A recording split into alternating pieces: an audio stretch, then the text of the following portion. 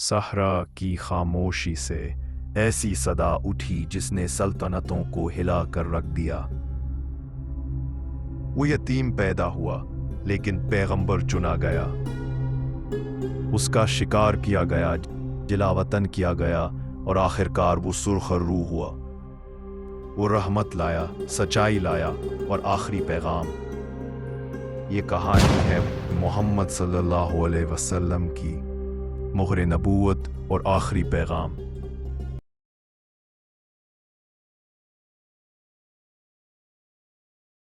उनकी पैदाइश से बहुत पहले दुनिया जानती थी कि वो आने वाले हैं। मंदिर हों या रेगिस्तान, कदीम सहीफे हों या मुकद्दस गारें, एक आखिरी नबी की सरगोशियां तहजीबों में गूंजती थीं। यथरब के यहूदी उलमा से लेकर शाम के ईसाई राहिबों तक, फारिस के आतिश परस्त मजूसियों से लेकर अरब के भटकते काहिनों तक, उन निशानियों का तज़किरा किया गया, उन्हें लिखा गया और बाज़ ने तो उनसे खौफ खाया।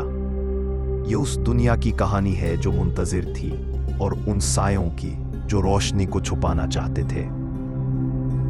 तारीकी में डूबी दुनिया जुल्म और जहालत में डूबी हुई थी। अरब में बच्चियों को जिंदा दफन कर दिया जाता, कबीले नस्लों तक जंगों में उलझे रहते, मालदार गरीबों को रोनते और पत्थरों से तराशे गए बुतों को खालिक के बदले पूजा जाता। अरब से बाहर रूमी और ईरानी सल्तनतें मुसलसल जंगों में मसरूफ थीं।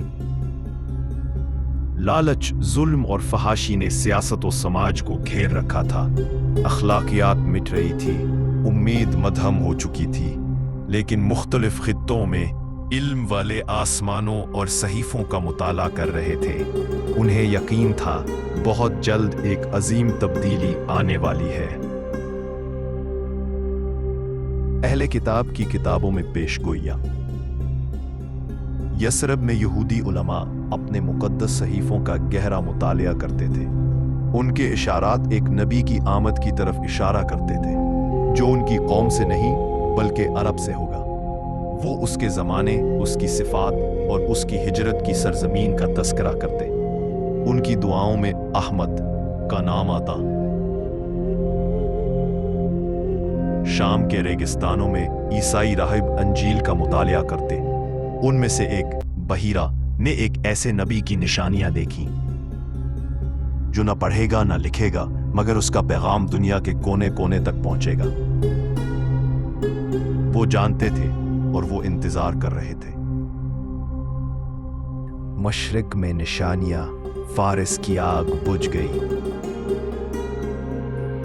फारिस की अजीम सल्तनत में वो मुकद्दस आग जो 1000 साल से जल रही थी, अचानक बुझ गई, बगैर किसी हवा या इंसानी मुदाखलत के। यह आग जो यज़्द और दीगर आतिशकदों में मुसलसल जलती रही, उनके मजहब की अबदी ताकत की अलामत समझी जाती थी। इसका बुझ जाना ऐसा शगुन था जिसकी कोई भी मजूसी काहिन वजाहत ना कर सका। उसी रात फारस के बादशाह कसरा के महल में जलजला आया। उसके 14 बुलंद व बाला महराबें जमीन पर गिर पड़ी। दरबारी नजूमी जो दानिश व इल्म में मशहूर थे, हैरत ज़दा रह गए। ये सब क्या था? ऐसी कौन सी ताकत थी जो बादशाहों के महलों को हिला सकती और मुकद्दस शोले को बुझा सकती? उसी रात कदीम व मुकद्दस जेल सावा खुश्क हो गई और फारिस के बुत खानों में बुत अपनी जगहों से गिर पड़े।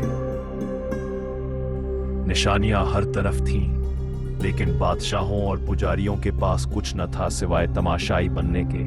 पुराने तरीके कमजोर हो रहे थे। एक नया दौर शुरू होने वाला था, न सल्तनतों के महल्लात से बल्कि अरब के सहरा से। सरगोशियां और साजिशें। कुछ गिरोह खुफिया तौर पर उन नस्ब की तलाश में थे जिनके बारे में पेशगोइयां की गई थी। उन्हें खौफ था कि एक नबी आने वाला है जो इनके झूठ को बेनकाब करेगा और इनके इख्तियार को खत्म कर देगा। बासर लोग, कबीलों के सरदार, नजूमी और छोटी रियासतों के हुक्मरान बेचैन होने लगे। वो काहिनों से मशवरे करते, कदीम रिकॉर्ड्स का मुताला करते और मक्का के मुअज़्ज़ज़ खानदानों पर नजर रखते। कुछ ने नस्ले इस्माइल को खत्म करने की कोशिशें की। कत्ल, जादू और सियासी चालें इस्तेमाल की गई ताकि तकदीर को रोका जा सके, लेकिन अल्लाह का फैसला तो पहले ही जारी हो चुका था। खुद अरबों के दरमियान अरब शायर अशार पढ़ते जिनमें अनजाने में आने वाले नूर का जिक्र होता। काहनों को ख्वाब आते कि एक नबी मक्के से तुलू होगा, हत्ता कि बुत परस्त भी बेचैन हो गए। खाना काबा के रखवाले एक गैर मामूली बदलाव को महसूस करने लगे। कुरैश के बुजुर्ग अब्दुल मुत्तलिब अजीब ख्वाब देखते जिनकी वो खुद भी वजाहत ना कर सकते। मक्के की फिजा में एक रूहानी सुकून बढ़ता जा रहा था। हाथियों का साल आमुल फील। फिर वो साल आया जो हमेशा याद रखा जाएगा, आमुल फील। यमन का एक ईसाई गवर्नर अबरहा गुस्से से भर गया कि अरब कबाइल उसके अजीम गिरजाघर के बजाय काबा का एहतराम करते हैं। गुरूर और ताकत के नशे में वो एक बड़ी फौज और हाथियों के साथ मक्का की तरफ बढ़ा ताकि अल्लाह के घर को तबाह कर दे। मक्का के लोग बेबस थे, वो पहाड़ों में छुप गए, खाना काबा को उसके रब के स्पुर्द कर दिया और अल्लाह ने अपने घर की हिफाजत की। परिंदों के झुंड आए और उन्होंने छोटे पत्थरों से फौज पर हमला किया। हमला आवर तबाह हो गए, मक्का वालों को हाथ भी ना उठाना पड़ा।